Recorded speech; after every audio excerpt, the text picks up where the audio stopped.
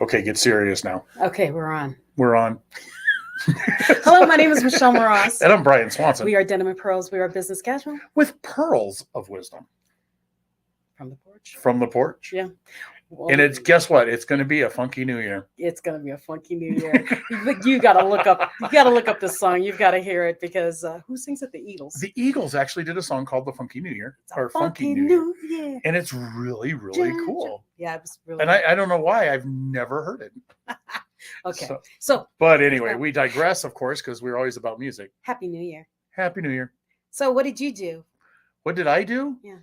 I actually karaoke DJ'd for a bar here in town.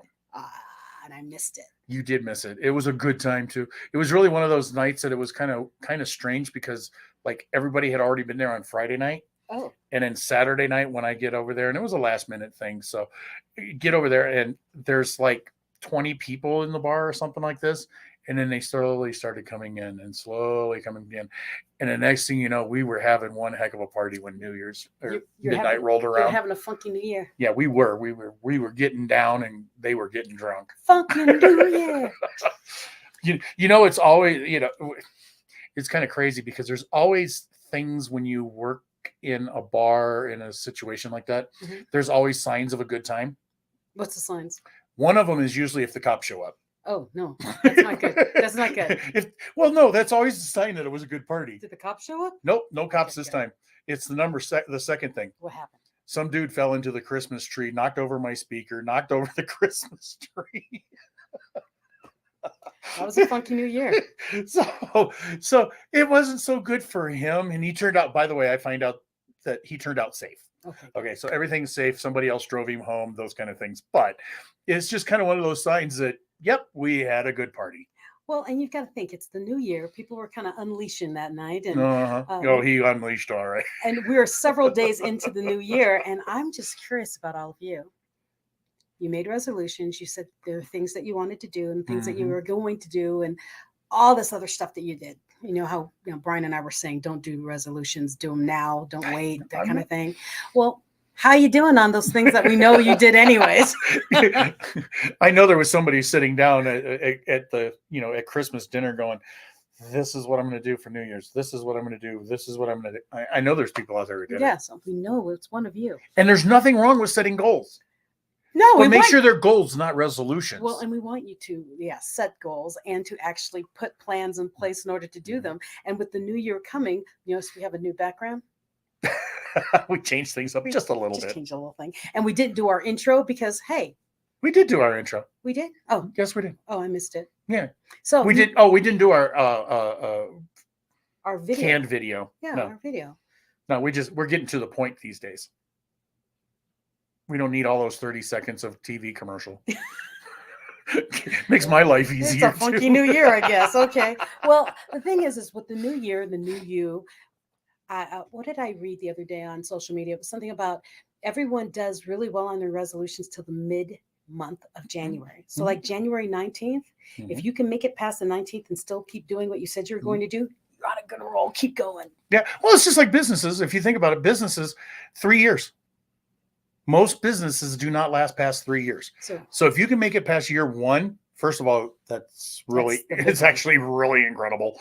Once you get past year one, you still have to get past year 2 and 3. Mm-hmm. So if you get past 3, success is in the cards for you. And this is on the average. This is most cases. Now I do understand after I actually had the retail store, the comic book store, I finally realized why so many businesses small businesses actually fail after the first or within the first year. Why is that? Because the government wants everything. Oh, you got to pay a fee to file so that you can pay taxes. This is the stupidest thing I've ever heard. So I got to pay a couple $100 to get a license so that I can pay taxes. So you're legit. so that you're legit. No, I understand being legit and stuff like that. But when you're looking at that, and then if you have a restaurant, you have to have this. And if you have a bar, you have to have this. Well, and if you have you also need the employee compensation plan and all those kind of things. oh you yeah, gotta deal yeah, with. there's just so many things. There's just a lot going on. So yeah, so if you can succeed in the first year, many kudos. Clap your hands for that. Clap. That's clap what I was saying. Well, and I'm just thinking it's new year, new you, new everything. You notice my hair went straight? You want to know why? Did. Because it's really cold in Colorado and it's dry. But there's snow outside. How Doesn't can it be matter. dry? It's very dry hair still. My hair. It's like being at 100% humidity and it's not raining. Yeah. Well, my hair's Doesn't straight. make sense. So let's hope it doesn't stay this way because I don't know what to do. Anyways, so new hair, new you, new job, new outlook on life. What are your plans for New Year? For the whole new year, what's your end goal? What do you? Well, I actually have a short one. What is it? The book. Oh no, that's going to be done by the end of. That's got to be done by February. April or something, right? It's got to be done by the end of February. Oh, geez, thanks. Anyhow, for those of you who are curious, I'm actually working on 2 books. One of them is kind of my life story. The other one, I actually want to put together what do you call those? Compilation book. A compilation. That's a big word.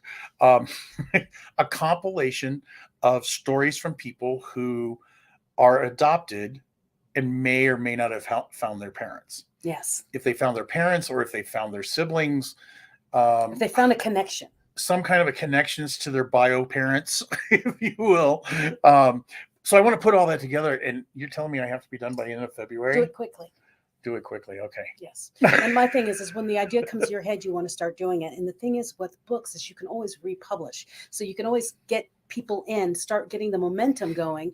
And like right now, if you have a adoption story or you know someone who has one, connect them over to us because Brian is looking for more authors in this book and you can be part of this whole. And it doesn't matter. I want every kind of story. So it doesn't matter if they're good or bad stories, however you look at them, because my story, it was storybook. Because I found my mom and she was the most wonderful lady in the world. And she was a lot like me, by the way. A little biased there. Okay. But we got along great. Excuse me. Found a half sister, half brother, different things of that nature. And then turn around 10 years later, because there's actually a story behind why it took so long. But 10 years later, found my dad, my birth father. And guess what? He was open arms. Yes. It worked out great. So my story, and found another brother and sister, but my story is fantastic, but your story doesn't have to be.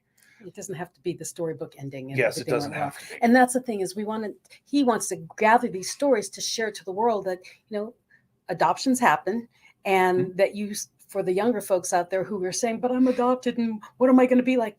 Read these stories from other people who've gone through this entire process. It's sharing to the world that, what I think is really cool about Brian's story is he found his birth parents and he's a lot like both of them.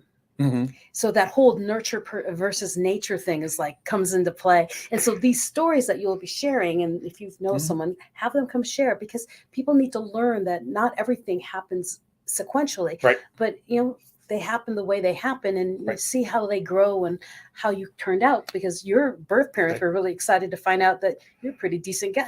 Right. Well, there's some people I have met that their parents don't want anything to do with them. Mm-hmm. They knocked on the door and slam.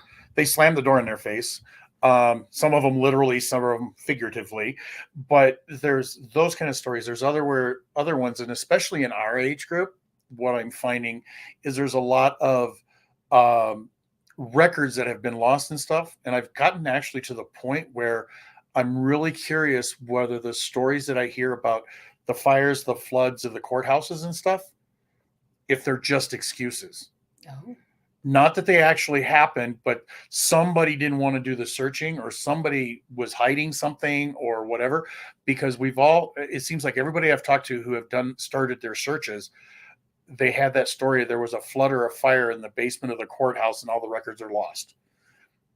And other ones, those are sealed or those are locked. Well, there's, who knows? So definitely. I didn't really want to get off on that topic today. If you know someone who's been adopted or have adopted children, Right. That would be a really cool way of reaching out to Brian. Just go to the Denim and Pearls and say, hey, I've got a story, I've got an author, or I have a friend who I need to connect you to. Anything like that. Yes. Because this will be a big deal. Yeah. This isn't going to be small. I have a feeling this is going to. Which is why I say start it now, because you may start with 10 authors and it will come out again with more stories. Yeah. Once people hear the first stories, they'll do, oh, I have a story too, and I want to share that too. And he'll have that book series that will keep going where you can keep sharing. More stories or war stories? More. Some might be war stories. And the thing is, it's like in our age group, a lot of the adoptions, it was war stories where the man went away and the woman was alone and she's like, oh my gosh, what am I going to do? And they gave up their baby, that kind of thing. So our age group had a lot of Vietnam babies. Oh yeah. There was a lot of stuff in there. There's lots of factors, and part of the factors too. And this also, I think we need to roll this back into our New Year's stuff. Yes. But I think part of the factors is the times they are changing. The times back then in the 1960s, let's say 50s, everything was right. Everything was hush hush, or the girl that was pregnant, the woman that was pregnant got sent off to live with the aunt and uncle that nobody talked to and deliver the baby and then come back and go, what baby are you talking about? I mean, there was a lot of that, at least from the stories that I've heard. Yes. So do you have a story? Share. Yeah. And now we'll go back to the new year because... Well, all of that falls back into our new year. It does. It really does, because they are changing, and it's always changing. Are you up with technology these days in your business? If you're not, maybe it's time to learn. Maybe it's time to learn what Facebook is. I don't care how old you are. I mean, all of this stuff can be done. Yeah, or YouTube, or pick your poison, because a lot of businesses succeed because they're put out into that social media world. And that's the important thing, the social media world, because, what was that? The thing is with the whole social media world is the world is global now. I mean, after the pandemic and we all shut down, we all went online. If you're in a business and you're avoiding online, you might want to start looking at how can you bring your product to the masses, because we aren't just next door neighbors and, trading eggs across the fence anymore. We are selling globally and we're communicating globally. So New Year. I think a good comparison with that is, because we all know the stories, whether we were around them or not. If you think of the Amish or the old days, in the Western days, an old-fashioned barn raising. You could be the guy sitting there going, I need a barn, and it's going to take me some time to build this, and I can't afford to have somebody else, pay somebody else to go do it. So I'm going to build this barn myself. Or you can reach out to your neighbors, in other words, social media, and you can raise that barn yourself, or with a group of friends. Well, it takes a village. Well, like with me in my business, I'm an executive speaking coach. I train speakers. Well, I've partnered with a group that has all these entrepreneurs and small businesses coming in, and I keep thinking I need to build my own group and my own club where people come and we meet once a month or a week, whatever, and talk. And what I found is maybe I don't have to do that. I integrate myself into the other networks that are already doing it. And then I can give my service without having to say, okay, this is all speakers. This is only about speakers. No, I deal with businesses and entrepreneurs. Right. Well, then might as well go in and train into those other groups instead of creating our own. Right. Well, the group concept is great. I mean, what do they call that when you ask for money on those websites? GoFundMes and that kind of stuff. What is that? That's group participation. That's people helping you out that feel that your cause is something they want to invest in. Well, and we've talked about that before. I mean, in an earlier podcast where we say, stay in what you're really good at. I'm very good at speaking. I'm not very good at, details and computer stuff. So I partnered with Brian because he knows all this tech stuff. So she's just using me. I'm using him for his tech, but he also is using me for, the writing and all that kind of thing. So we've partnered that way because he's good at the things I'm not at, and I'm good at the things he's actually pretty decent at. So, but whatever it is we trade.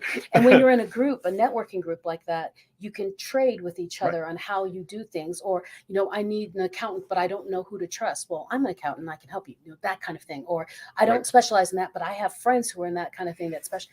That is what networking does.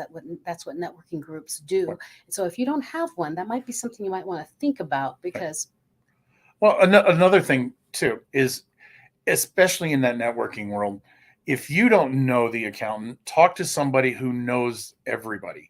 That person who's willing to share their friends with you so that you can share business and all those other types.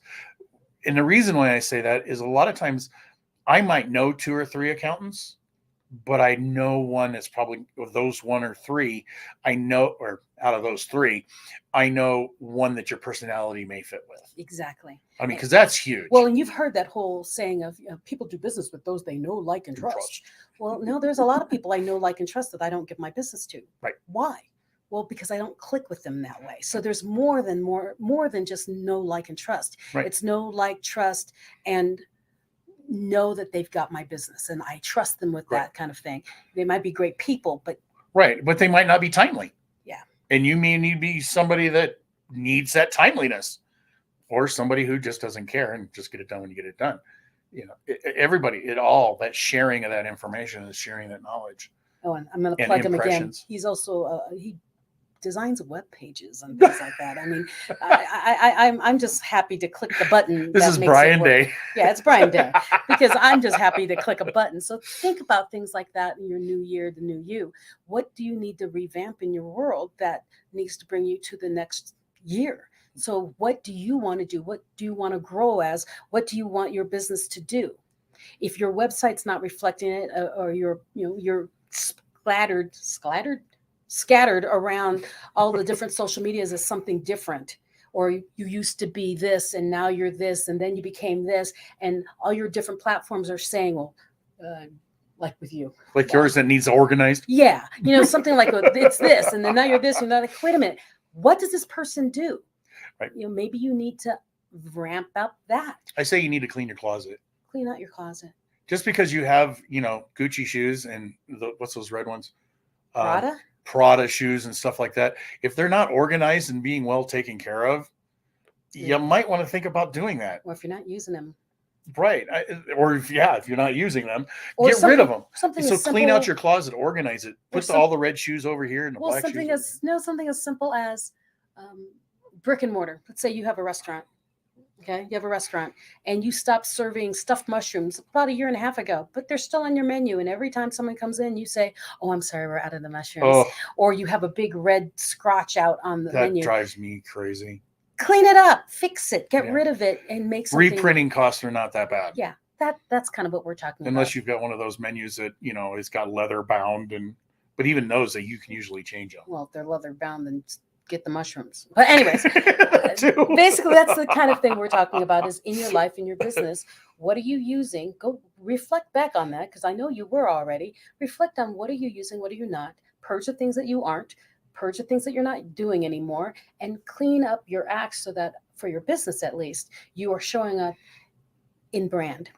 I have a little story that happened this week while you were gone. What? I got a phone call from a person who was referred from a friend, okay, that I've known for a long time. This person wanted some social media help, different things like that. And I was like, okay, I'll call them, see what they want. Well, they wanted somebody who could sit down and do their entire social media all the time for a new business that was coming to play. Put it down, write the scheduling, write the things like this. And that was the first time in my life that I've ever talked to somebody that I was referred to and said, I can't do that. It's not my wheelhouse. Yeah. It was above and beyond my time. I could do it. Don't get me wrong. There's a lot of things we can do that you shouldn't do. Right. And then she wanted also SEO. So social media optimization is what is, or social, SEO, whatever. Search engine optimization. Sorry. That's why he doesn't do it. Right. Well, it's not that. It's the fact that it gets really, really technical and it gets deep. And in fact, people pay like $10,000 a month to do SEO. Mm-hmm. I'm sorry. I may have a small talent of doing it, but I'm sure not comfortable enough doing it and charging you for it. Yeah. Give me $30. I'll throw something together for you. To pay me $10,000 to do something that I'm just not qualified for. Probably Well, not. that you're familiar with, but Right. Familiar with, but that's not your 24/7 job. So no. remember what your wheelhouse is and what you're really good at. Whatever your business is set for, what does it do? And make sure that you're actually doing what you say you do. Uh-huh. That's about it. Yeah. I mean, I step out of my wheelhouse a lot just because of the fact that I know so many different topics. Yeah. So many things. Well, But I know them to a certain degree. But there's people out there who specialize in things that I dabble in. of course. And I think you're the same way. I think most of our people out there was kind of the Yes, same that's way. what We all know entrepreneurs do. something. We've all done a little bit of everything, and Yeah. then we settled on something and went, okay, this Right. is what I'm really good at. I mean, as a speaker coach, I say I'm a speaker coach, but even at my boot camp that I'm doing in January, plug, January 24th, 24th through Shameless 27th, plug. is I'm going to be talking about business as a speaker. So although I'm a speaker coach, I'm training on what happens behind the curtain because it's part of what I do. But I'm not going to say, okay, but this is how media works. And this is how, no, I don't do that. I brought someone else in who's going to be speaking on publications. And Well, you got somebody speaking on clothes, right? I've got someone talking about, How to dress. what to wear for success. I've got another person talking Prada. about press releases because I understand the importance of them, but I don't do them. I've got someone coming in and talking about writing books and how to write them and how to get them out in 30 days, that kind of thing. I can do it. I need that help. Yes, you do, Apparently. because he doesn't listen to me, and those kind of things. So, oh, and I've got someone else talking about personalities and how to read an audience and how to judge how you do your branding about who you're reaching. So disc? No. Oh, good. No. Mamie's coming to talk about bank code. So there's still another one that's confusing to me, but yeah, that's but okay. anyways, she's going to be training on that. Good So for her. although I'm doing speaking, I brought in experts to talk about all the things that go around speaking. So just like Brian, he does his financial stuff, but he also does a lot of techie stuff. And he stays in those two lanes with tech and financials, and then he refers out for the other things. So what do you do in your business that you've gotten sidetracked on where you're doing more than you really should, and you're veering away from what your business is really meant to do? So keep that in mind. I just thought of another one. What? See my books? Hand me my books. Hand me my books. All of them? Just hand me the pile. Oh my gosh. I was on a mission. Oh gosh. I know they're heavy. I was on a mission, and I've been on this mission for a couple of years. He's a nerd. Slightly. Okay. Well, y'all know I owned a comic book store. Will they at be one able to time. see this with the flash? Yeah, they should be able to see it. So I collected Harley Quinn. There she is. And as you can see, this one's graded. And if you need more about that, I can always refer you to it. But this is a 9.6 graded out of a 10. Okay. So that was one of the ones that Harley was in. And then this is another one that Harley was in. It's what it's called a key book. So she was in there for some reason, and it was special. Okay. But what I want to get into was the fact that I finally finished my Harley collection. And it's a point that goals in getting things done. It really is. And it's taken me about 5 years to finally finish my collection. And I finished it with this. Oops. Oh, where's the light? Too much light. There we go. That girl. I finally finished it. This is the first appearance in a comic book of Harley Quinn. So there she is. Yep. So now my collection is complete. My goal is complete. Now he needs a new goal. So finish the book. Exactly. So now I need a new goal. So I'm going to write my own book so somebody will collect those later. Yeah. So, funky new year. What fun are you bringing into your life? And what are you going to do with your business to bring it to the next level? We're always growing and we're always learning. So we have to keep learning, keep growing. And changing. Always got change. Exactly. Keeping up with the times. Yes. So that's our message for New Year. It is. Just keep up with the times. It really is. And if you have any stories about adoptions, if you know anybody. You're back to adoptions. I think it's huge. And I think it's a huge book that people need to hear because it's we grew up in an age where people didn't talk about being adopted. It was a hush, hush, oh my gosh kind of thing. Mm-hmm. And nowadays I look at it as, wow, someone loved you enough to choose you. You hear that a lot. I think that's the coolest thing. You actually hear that a lot. Somebody chose you. You didn't just get born into the family. Yeah, you know, aren't you the lucky one when you're just born into the family? See, and now he's got 2 sets of parents. So one set has passed away now, but now he's got another. And I use that on stage actually. How many here have 4 parents? Yeah. He's going to be telling that story at the my boot camp, by the way. Oh, I am? Yeah, because we're going to be working on it. So something new Happy to me. New Year. You know, she was telling me something I don't know. Yeah, Happy New Year. So are we done? Yeah, I just wanted to make think sure we've we passed said on some Happy New really Year good- to everybody. And remember, you want to make it a funky New Year because Funky. funky New Year. Have fun. Go do what you love and keep smiling. Keep us smiling. Yeah. So, Okay. toodaloots. We'll see you next week. Peace. Peace.